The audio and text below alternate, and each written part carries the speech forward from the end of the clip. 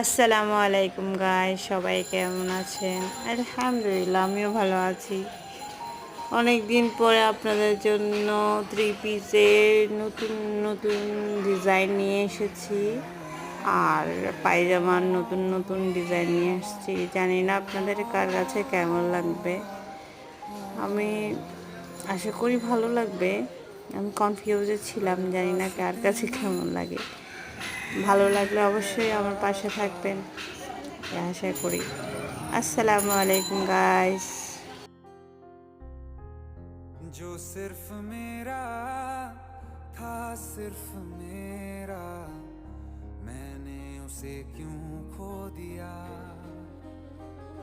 हाँ वो आंखें जिन्हें मैं चूमता था बेवजह, प्यार मेरे लिए क्यों उनमें बाकी